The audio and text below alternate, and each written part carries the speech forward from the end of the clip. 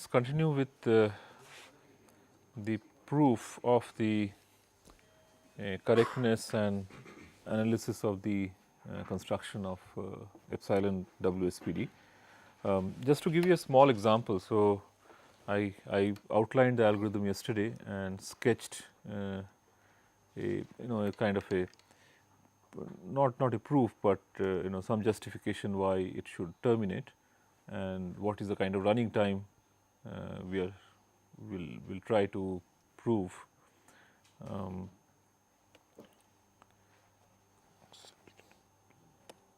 Okay, so just to recap,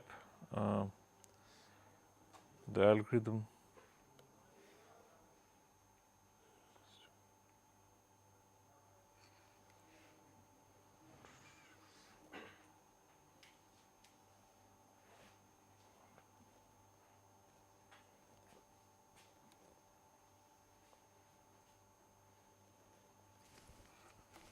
Okay, so this was the algorithm, right?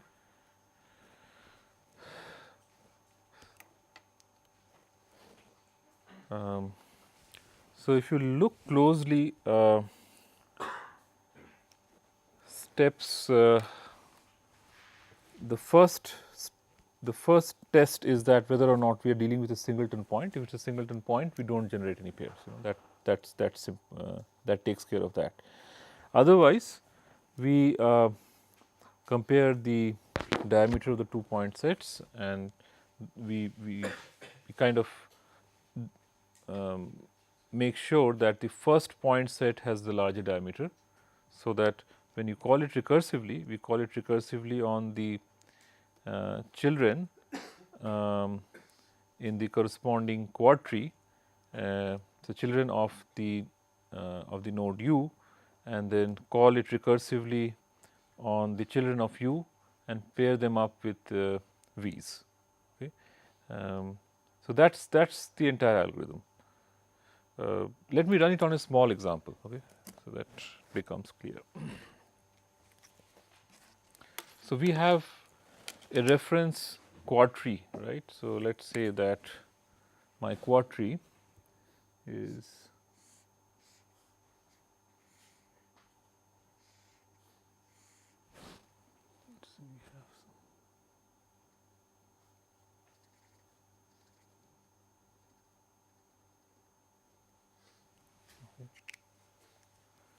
this is the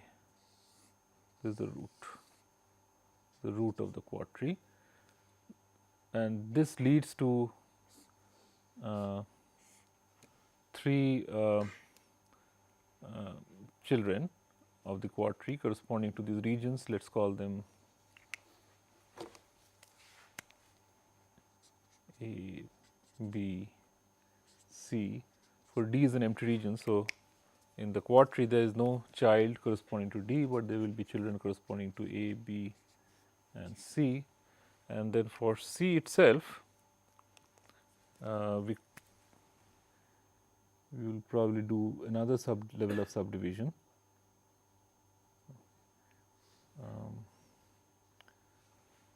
So C may have, let's say, some E, F, G. Right? So it's a very simple, small example. Otherwise, it becomes completely cluttered. So suppose this is the quad tree corresponding to a point set of 5 points. Right? So how is this algorithm behaving? So this algorithm starts with this recursive call RR. That's the initial call, right? The root of the quad tree, right?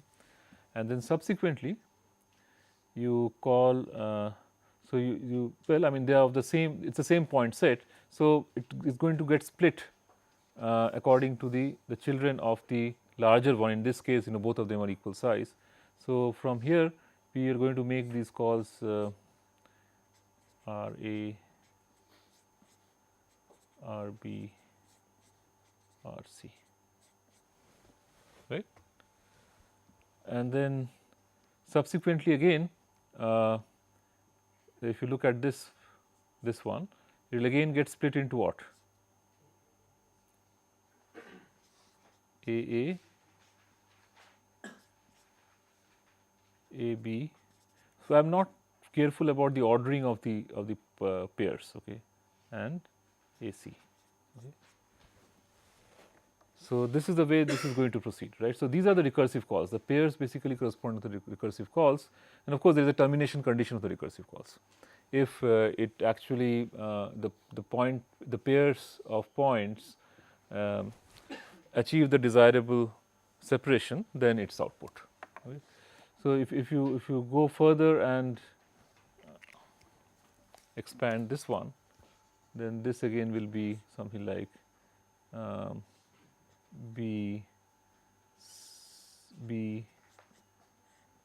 C and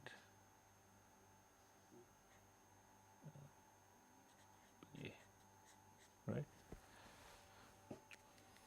So, what you notice is that we are generating something like all the AA BB pairs. Now, A B C D, for D is an empty region, we do not need to bother about that, but in the next level or the level after that, we are generating these pairs AA BB CC. Okay. The recursive calls, we are going to call these the algorithm recursively on these pairs of points. Okay. So, what is the significance of this? One of the significance of this is that if you want to actually rigorously prove that the algorithm works correctly, you can easily apply induction. Okay.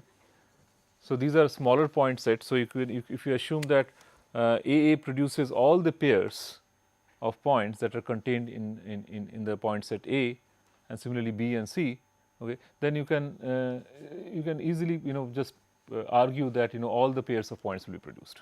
Okay.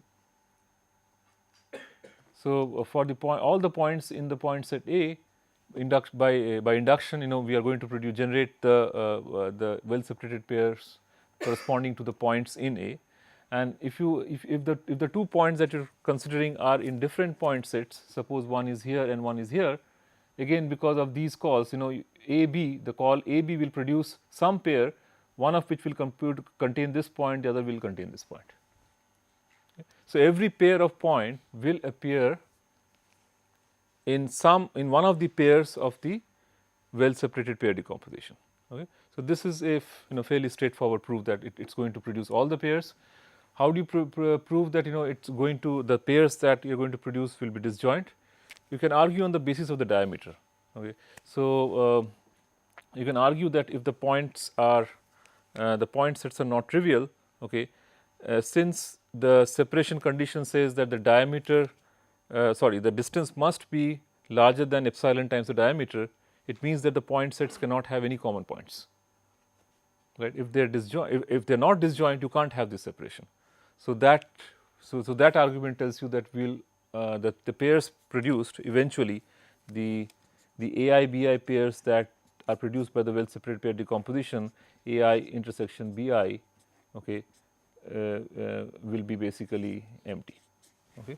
So, that is the argument for that, because the separation condition is such that you can't have a point common in the two sets, otherwise the distance between the AI BI, okay, that must exceed epsilon times the diameter, sorry, the 1 over epsilon times the diameter of the distance between, let us say,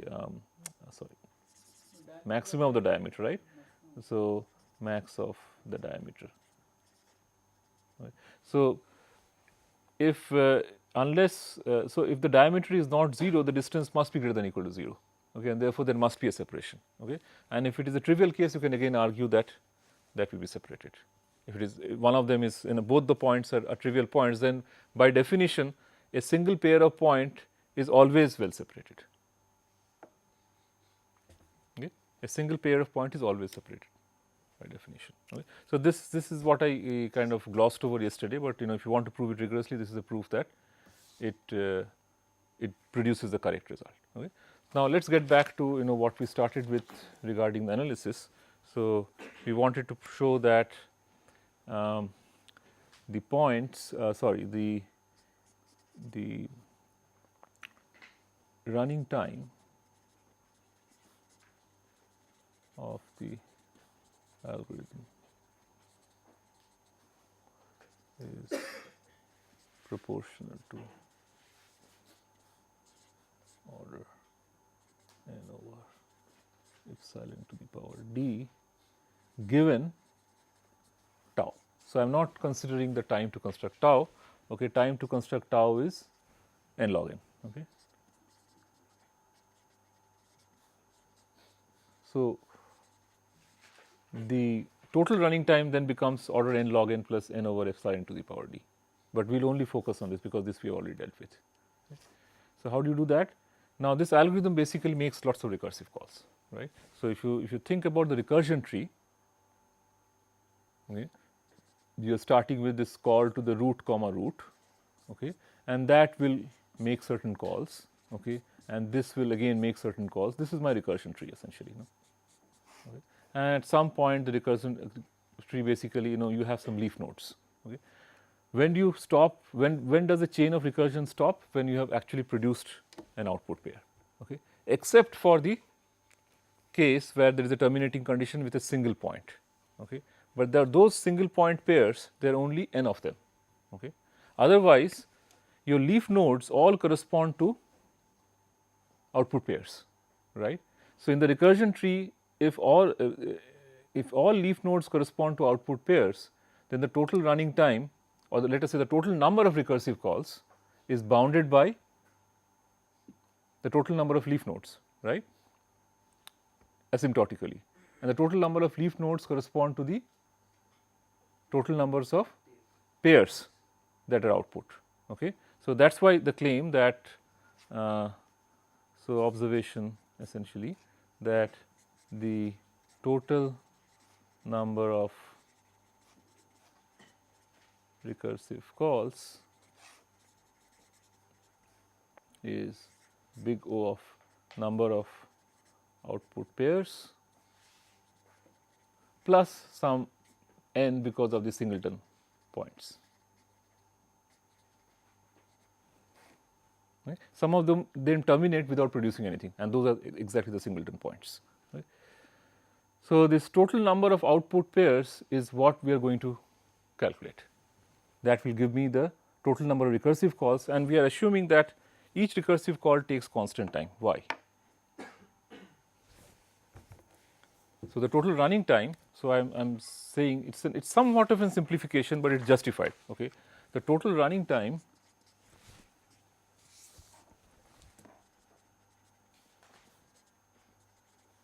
is essentially order of number of recursive calls. Why can we assume that? It is only under the following assumption that d is fixed. Okay. So, when you call it recursively on the children, the number of children is 2 to the power d, and since d is fixed, we are saying that the time to make the recursive calls is constant. And moreover, what are we testing within each when we call it recursively? We are basically testing the ratio between the distance of the cells divided by the diameter of the cells. Now, the cells are basically our canonical cubes or cuboids in d dimensions, and the distance between two such cuboids can also be computed in constant time, because they are of size proportional to the dimension. Okay. It is exponential in dimension, but if dimension is fixed, everything is fixed. Okay. So, under those assumptions, the total running time is proportional to the number of recursive calls. Otherwise, if you do not consider d to be fixed, you just have to multiply by that. Okay. But it is certainly not proportional to the number of points. Okay. That is precisely the simplification we sought by enclosing the point sets by these canonical cubes. Right. So, we do not have to compute the explicit diameter, neither do we have to compute the explicit distance between a pair of subsets. Okay. So, we only need to compute the distance between two cubes and the diameter of the cubes, which are in any case you can compute by a formula. Right. All right. So, now let us focus on how do we bound the number of pairs. Okay. So, a pair is produced essentially by a nested sequence of calls, right. So, let us say we call them some u1 v1. Okay. So, I am just looking at one such path. Okay. So, we started with this. Okay. You basically look at some path in this tree, okay, and it eventually stops because a pair is being produced. And prior to that, prior to the pair being produced, suppose the pair being produced here is some US VS. Okay. So, prior to that, clearly the termination condition is not satisfied, only then it is called recursively, right. So, the parent of this node where a pair is actually produced, so this is where a pair is actually produced, let me mark it by red.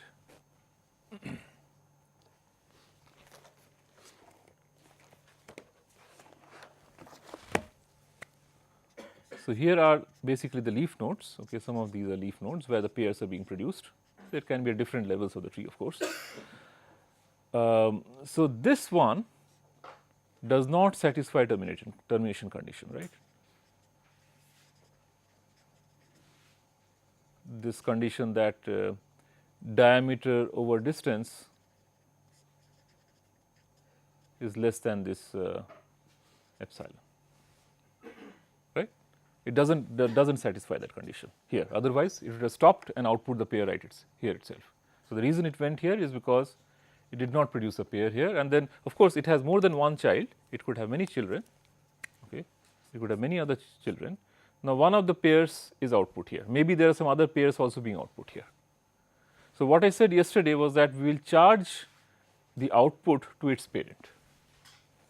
I have a question. When you are calling the first call say out of and then that generates a recursive call, then at the end there is something produced, right? So, are you not counting those recursive calls because each of them is causing a call? So, there may be many, number of calls is equal to the number of nodes in that path, right? Isn't that? Can you repeat your question? I mean, you first call it in the top node. Right. That generates one recursive call. Right. That generates another. Right. So, this is some chain of recursive calls that is generating this output. The number of recursive calls is the number of pair chains. So, one pair is generated, but you made so many recursive calls, right? Isn't that? Right, but this is a tree, right. So, you can always bound the size of the tree by the number of leaf nodes, right. That is all I am saying. Okay. That is all. Asymptotically, I can always bound the size of the tree, Yeah. but that is all. So, that is why I am only counting the number of output pairs. So, I want to somehow count the number of output pairs. And how do I count the number of output pairs? I would actually charge this output to the parent. Okay. Now, the parent is not in this. This is the recursive call tree kind of. Okay. So, this is very distinct from tau. Tau is my quad tree.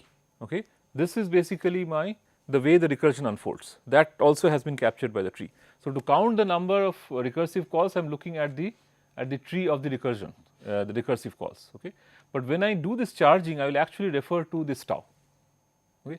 Every pair of node here in this is a node in the quad tree, right. So, whenever I make a call, so let me write this down. So, whenever U1 V1 from U1 V1 I make a call to U2 V2, okay, and then U3 V3, and finally I come to some US VS. Okay.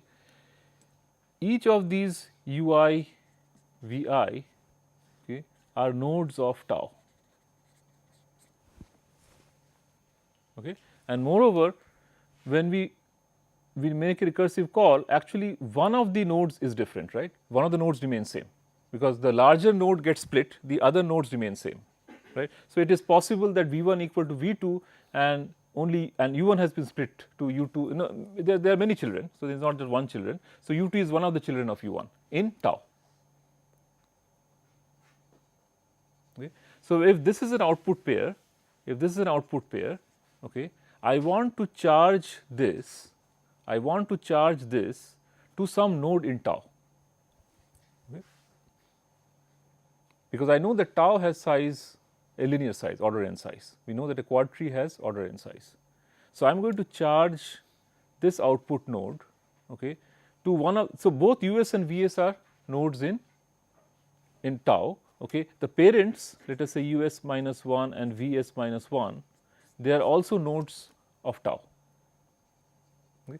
And of course, one of these two are same, either Vs minus 1 is equal to Vs or Us minus 1 is equal to Us. Okay. So, let us assume without loss of generality that V s minus 1, sorry, us minus 1 is equal to us. And all these are nodes of tau. Okay. So, there is some node, let us call this v prime. Okay. So, tau has some node v prime, okay, and tau also has some node sorry, yeah. So, okay, just a moment. So, which one should we consider to be same? So, if yeah, okay. So, suppose this is same. Okay. So, v prime has a child v s in tau. Okay. It has other children also. So, this is I am referring to tau now. V prime, okay, must be the parent of v s in tau. That is why we could go from this recursive call to this recursive call, given that us minus 1 is equal to us. So, this must have been the larger, must have been the largest subset, I mean in terms of diameter. So, we split that. Okay. So, we split that, and the number of children basically is about 2 to the power d, maximum of 2 to the power d in d dimensions, right. So, we had some kind of so us minus 1 v prime, okay, makes lots of calls. Okay. One of the calls is to us minus us is equal to us minus 1. Okay. So, I could write us minus 1 or us comma this child which is vs, and vs is actually a child of v prime. Okay. Now, I want to, and this is an output node. Now, in these things also there may be some output nodes. I want to charge this, okay, to v prime. This output node is being charged to the node in tau whose child is vs. Okay. So, one of these nodes change. So, I am assuming that vs basically is the child of v prime, okay, and this has been actually output by the algorithm. So, I am going to put this charge to v prime. So, v prime will be charged 1 plus whatever because of this output node. So, that is the charging scheme. Exactly. So, now we have to count how many charges accumulate in a certain node of the quad tree. What is the maximum number of charges in the quad tree? That will give us the bound on the total number of output pairs. Okay. So, how do we get a bound on how many charges will accumulate on a given node of the quad tree? Okay. And that, well, I mean, so there is some case analysis. I will do 1 or 2. I won't do the entire thing. But the basic argument is the following, that okay. So let's again. So this v prime of course corresponds to some cell, right, a d-dimensional cell, and vs is a d-dimensional cell. We are referring to the quad tree, right. So this is some d-dimensional cell and this is some d-dimensional cell. Okay. Let us call them delta v prime and delta, sorry, not delta, the square, the cell correspond to that vs. Okay. And this must be a subcell of this in the quad tree, right. Now, at this point for this node no pair was generated, that means the termination condition was not satisfied. Right. In other words, I can claim from here that let us see if I can keep this. Can you see both now? Okay, let me start writing. So, I know at this point, okay, the termination condition was not satisfied. That is delta of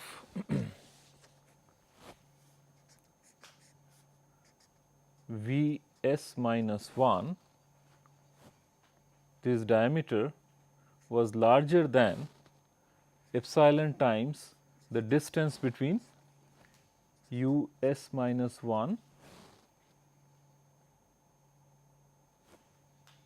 and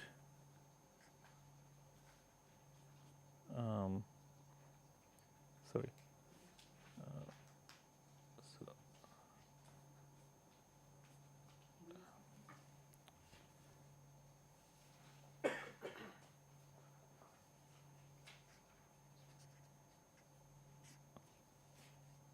right? The distance between these two cells. So, actually I should use delta, sorry, cell and cell, the distance between the cells, right?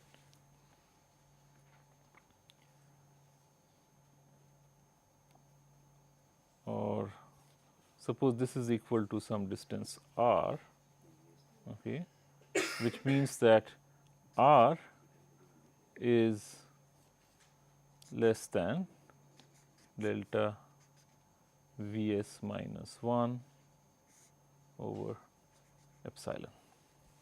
Okay. So, the distance between the two cells in the previous level was less than some quantity, and that is why it did not produce an output. It had to make a recursive call. Okay. Now, if you recall yesterday's discussion, what is the number of cells at distance r from this Vs minus 1? Okay. So, Vs minus 1 is equal to V prime, this is also equal to V prime. Okay. So, we have this V prime, okay. This is a subcell of V prime, okay. And this subcell of V prime, of course, it pairs up with Us and produces an output. Okay. Now, how many such cells can be there is what we need to get a handle on. So, V prime, look at the cells at the same level. Okay. So, at a distance r, okay, you look at all the cells of the same size in V prime, so in the grid. Okay. So, when r is less than this distance, the number of cells of the same size as V prime within distance r, okay, within distance r is less than or equal to r over Vs minus 1, in fact we corrected that to 2r to the power d, right. And so, this is about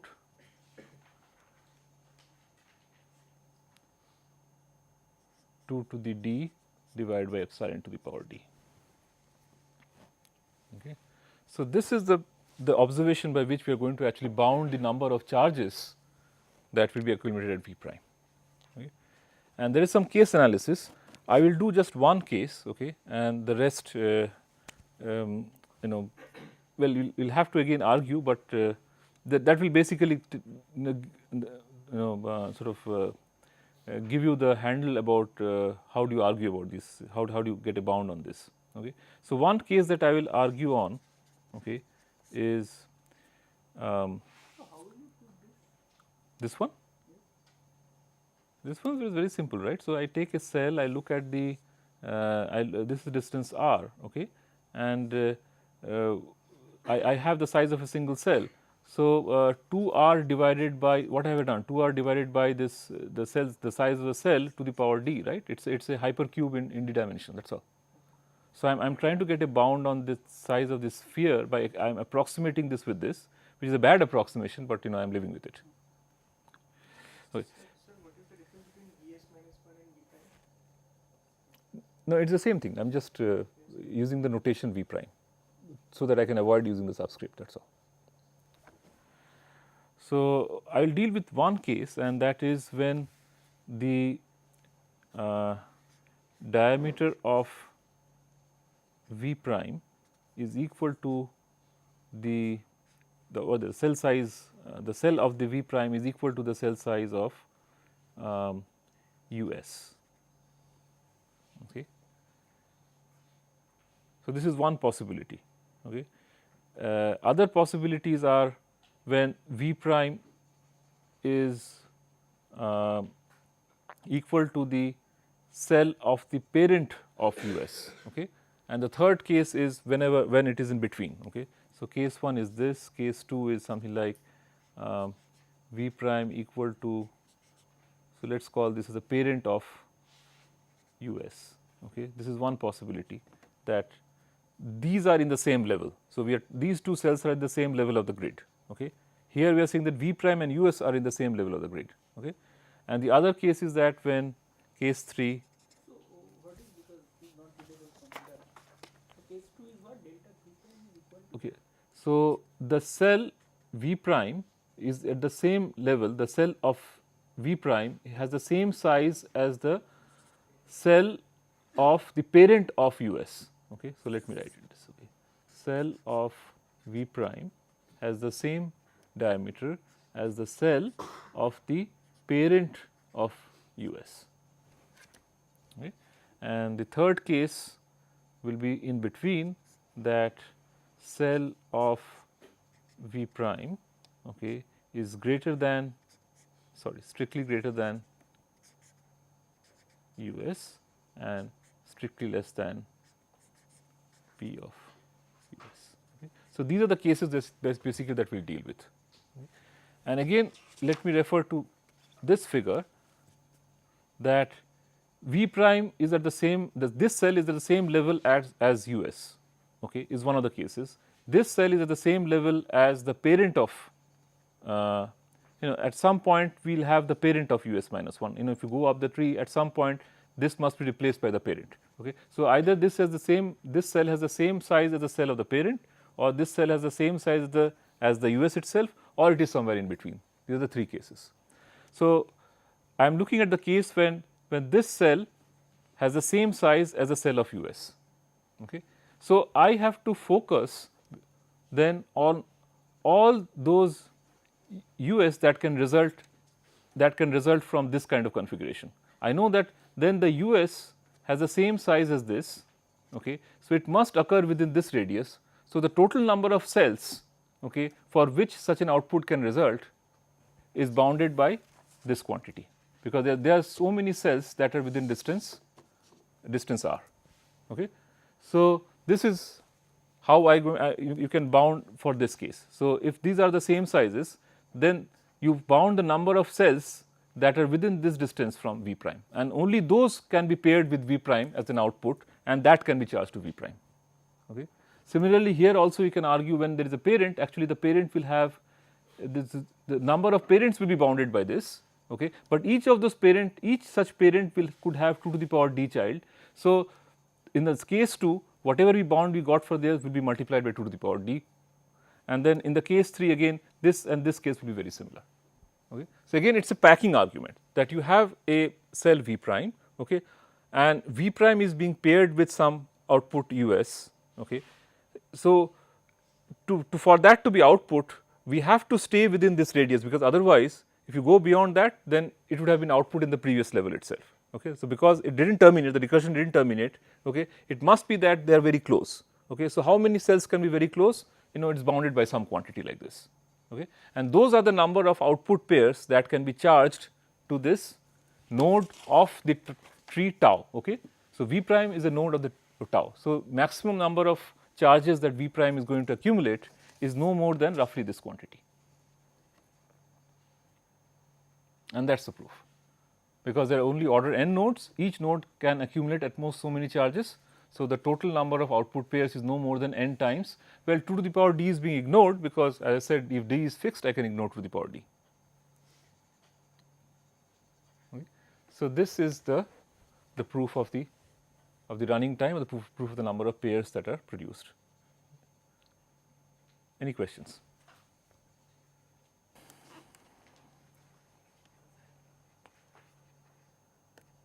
Okay. So, by the charging argument, where an output pair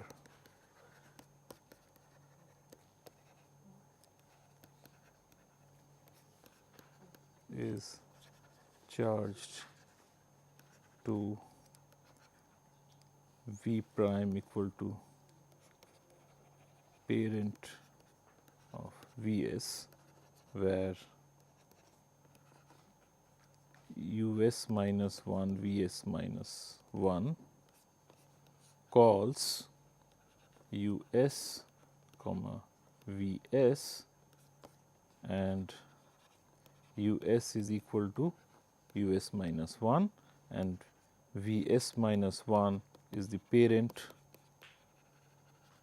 of Vs in tau. Okay. So, where we do this charging argument, a maximum of order 2 to the power. So, I will just to be safe, I will write some slightly larger quantity, let us say some 2 to the power 2d over epsilon to the power d.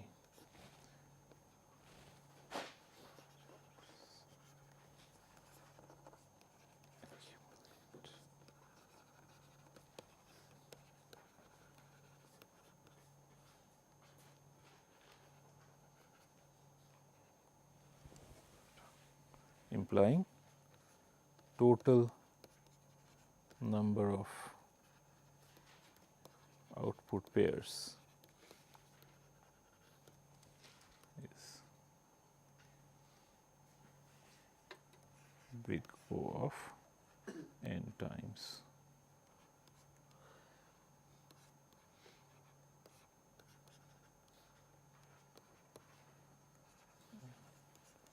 fixed. So, d, if d is fixed, then this is the number of output pairs. This is also the time to construct the WSPD given tau, okay. But then if you are not given tau, so total construction time is order n log n. This part is for the tau plus n times 1 over epsilon to the power d for sorry.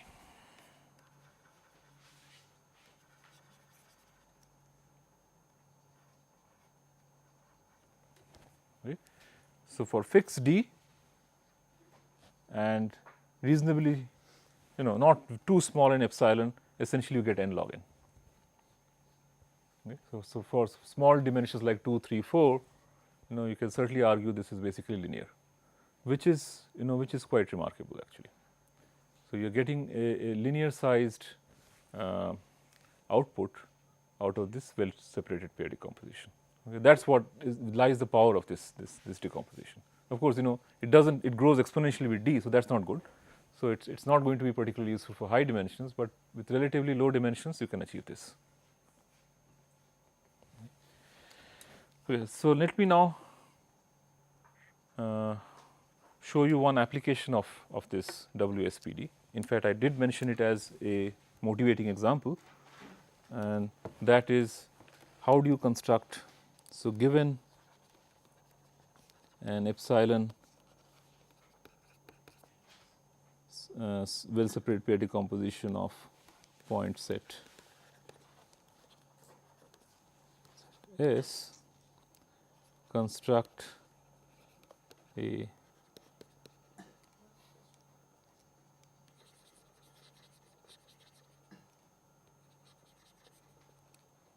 one plus delta spanner of S.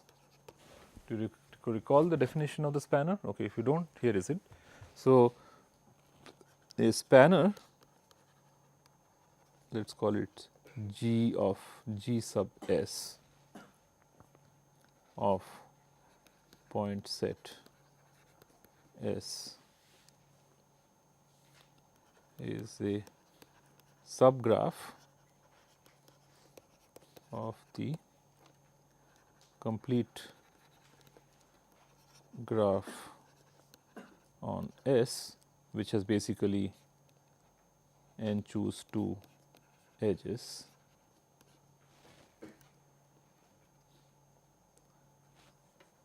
where each edge has weight equal to the distance between, okay, let me write the Euclidean distance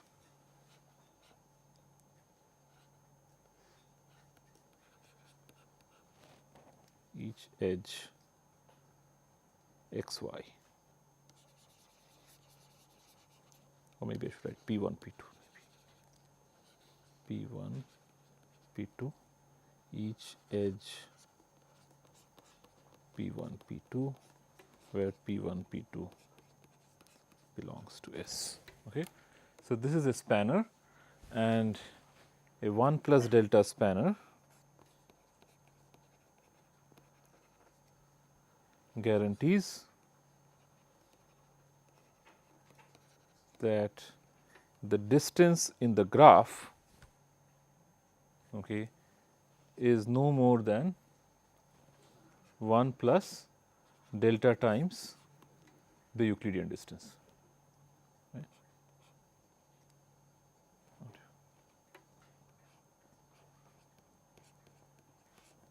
P2. Okay. So, no big deal. Okay. The big deal is that we also want to control the number of edges in this graph, is to make it truly a subgraph. So, the complete graph on this, the implicit complete graph actually, right, it is an implicit complete graph because I do not really have to draw the graph. I have the set of points, and for any pair of points I know that the edge has weight exactly equal to the Euclidean distance between the pairs of points. So, if I retain all the edges, of course, you know, I satisfy this property with delta equal to 0. Right. But then what we want is to be able to actually throw away some edges, to have a strict subgraph of this complete graph and still be able to guarantee this kind of a distance bound for any pair of vertices.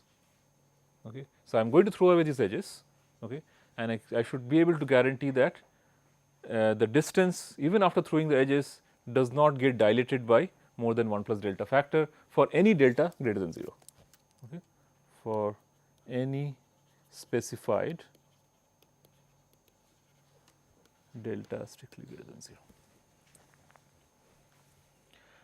Now, the same definition or the same instrument can be defined for a generic graph. This is a implicit complete Euclidean graph. Now, I can give you any arbitrary weighted graph and I can demand the same thing. Can you construct a spanner, you know, that guarantees that the distances will not be greater than, let us say, I throw away some edges, but let us say distance will not increase by more than a factor of 2. At the same time, you have to guarantee that the number of edges in the graph is no more than such and such.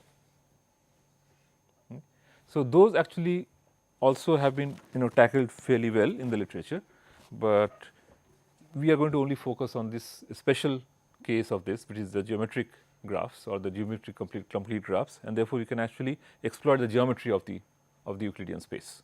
Okay. So, this construction is very different from the construction of generic graph. How do you construct spanners for graphs?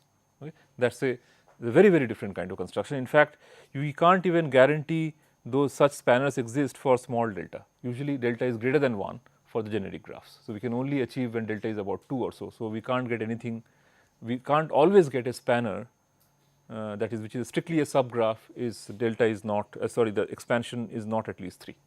Okay. So, that's with a certain number of edges, of course, you know, if you have to throw away some edges. So, here we will only look at this point set, the implicit graph defined by a point set. And how do we do this construction? It's absolutely trivial given the WSPD. Okay. So, given the WSPD, so how do you construct that? So, given a WSPD, or let us say given that we can construct a WSPD, given a, let us say, an epsilon WSPD of S, the point set S, for a suitably chosen epsilon. So, epsilon we are going to choose depending on what? On delta, right? And that is the calculation that we will end up doing depending on delta.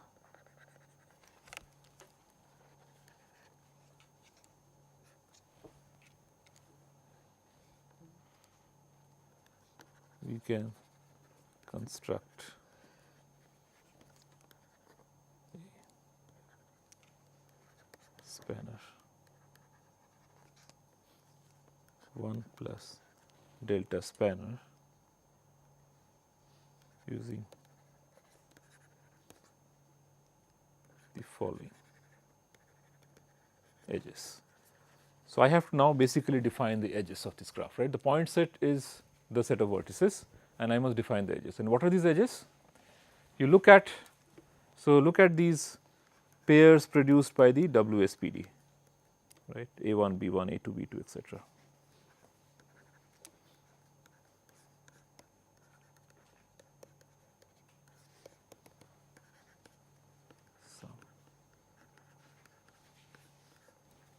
Okay.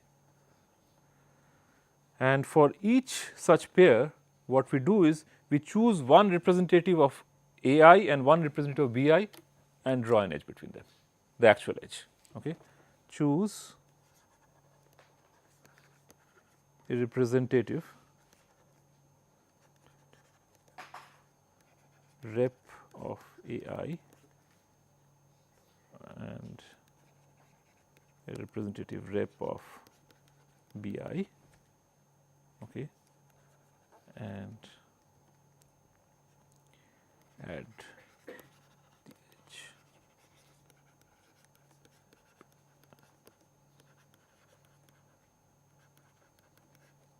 Okay.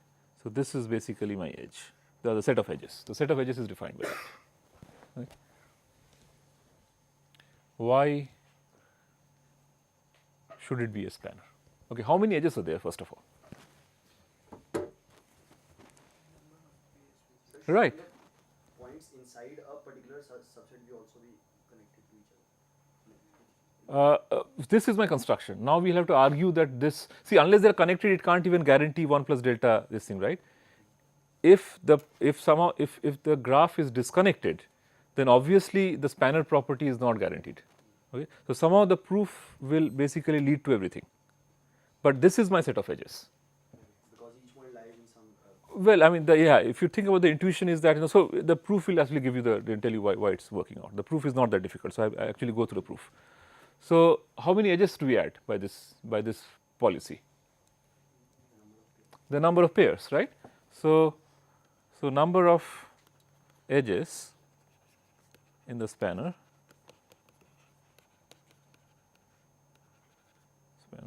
equal to the number of edges of the epsilon WSPD, but we do not really know the value of epsilon at this point. Okay. It is some function of delta, we do not know, but if it were a constant, if delta is a constant and also epsilon is a constant, assuming that epsilon does remain a constant, it is some function of delta, maybe delta square, maybe 2 to the power delta, something like that, we can claim from our earlier observation that this is n over epsilon to the power d edges. Okay. And again, for small d, okay, and epsilon not too large, what we are guaranteeing is linear number of edges. Okay. So, from your n choose 2 edges, this is practically linear number of edges, right.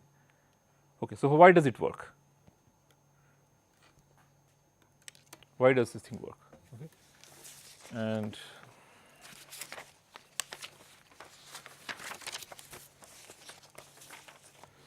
let me just try to write up the proof. Okay.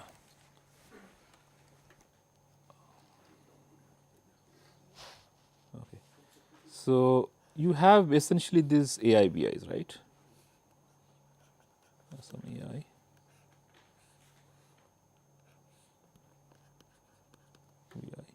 Okay. Here is some representative. Okay. Here is the representative of BI. It does not matter which one we choose as representative. Okay.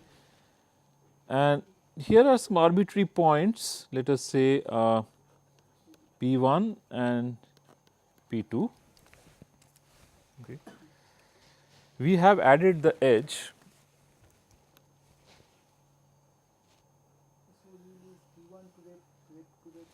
No, I have not doing this. I am only added this edge. According to my construction, I have only added this edge. Okay. This is the edge that exists for this pair AIBI. Okay. Of course, other edges may exist because of other pairs. Okay. So, right now you only have this edge for this pair, okay. And the proof is by some kind of induction. Okay. So, suppose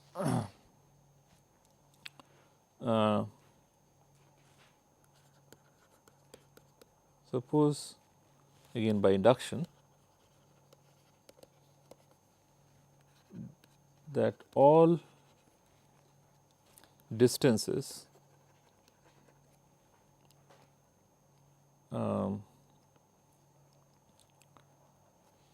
strictly, or let us say for all pairs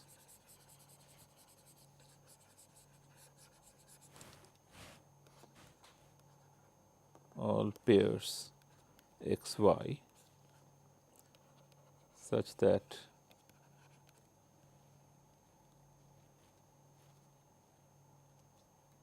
distance between x and y, okay, is strictly less than distance between P1, P2. The graph distance, so dg of the spanner x y is less than or equal to 1 plus delta x minus y.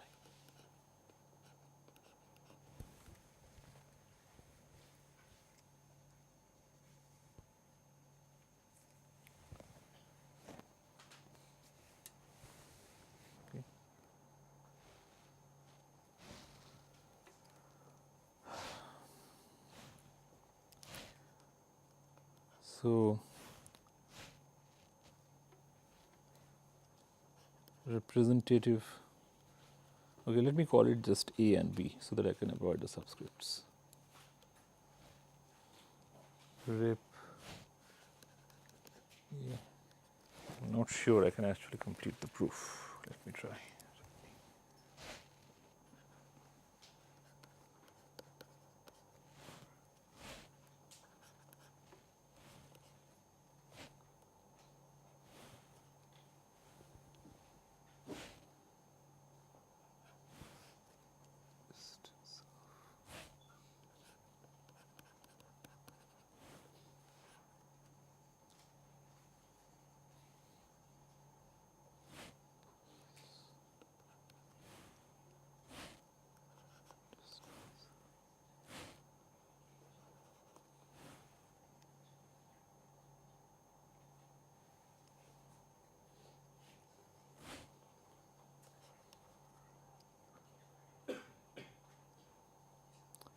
So, let me not even start because I do not think I will be able to finish it. We are running out of time.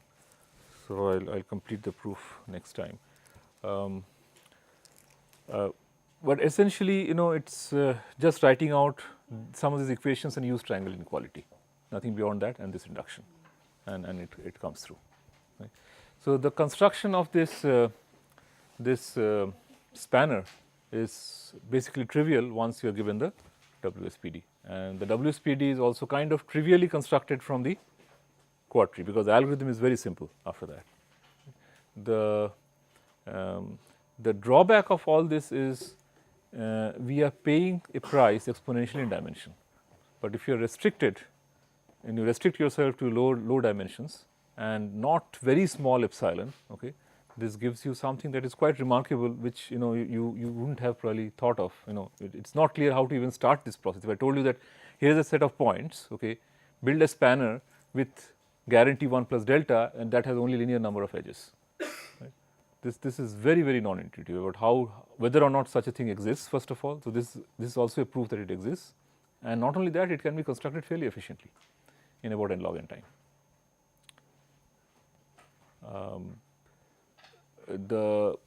At some point we did mention that the Delaunay triangulation itself, okay, if you look at the edges of the Delaunay triangulation, the graph defined by the edges of the Delaunay triangulation on the set of points, that itself is a spanner, but the delta for that spanner is not as small. Here I can choose delta, I can make delta as small as I want, 0.1, 0.001, except of course I will be paying some price in terms of the epsilon. So, it is like n over epsilon to the power d, right.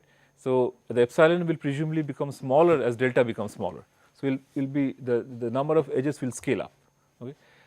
But for the Delaunay triangulation, which has just about some 3 times n edges, the dilation that you obtain, for the spanner is roughly about 2 point something, between 2 and 3. Right? So you can't. So that is not. That doesn't give you arbitrarily small dilations. Okay. Here you can basically get as close to 1 as you want, but that's of course a more simple geometry construction. For this one, we went through a series of basically steps before we arrived at this. So we did have to work through your quad trees. Then from quad trees we went to separated pair decomposition, which itself I would say, although the construction is very simple given the quad tree, but the notion of WSPD is not simple. The definition, that the way it was described and the way we bounded the point sets by boxes, etc. They're far from trivial. And then from there it leads directly to this. Okay. And also from here, this one you can also get something very easily, which is an approximate minimum spanning tree.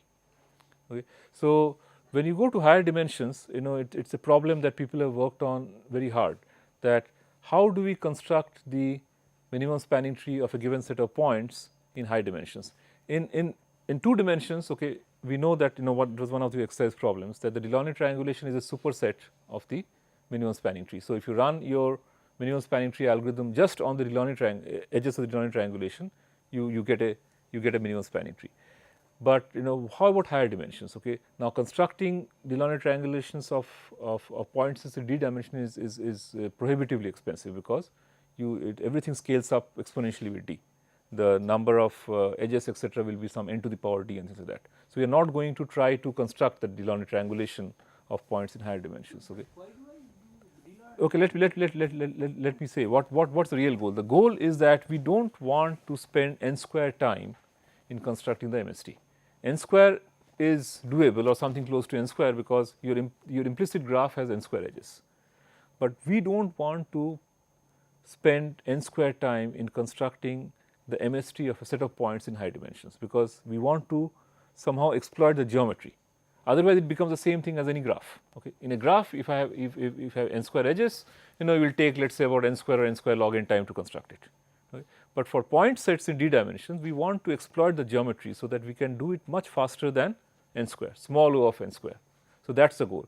And on that, people haven't really quite succeeded yet. There are some algorithms that give you marginal improvements over n square, with some absurd dependencies on dimensions. Again, it only works when dimension is not that large. Okay. In general, we still don't have a construction. However, if you are willing to relax that minimum spanning tree to let us say something like a 1 plus epsilon minimum spanning tree. So my minimum spanning tree is not going to have weight more than 1 plus epsilon times the actual minimum spanning tree, like we have defined for the spanners. Okay. So in that case, actually you can argue very easily that once you have a spanner, the minimum spanning tree of the spanner is also a 1 plus epsilon minimum spanning tree. It sort of again falls directly from this, and that has a linear number of edges. Sorry, the construction time is kind of linear, it's not n square. So n log n plus some term, right? Okay, so we'll stop here today.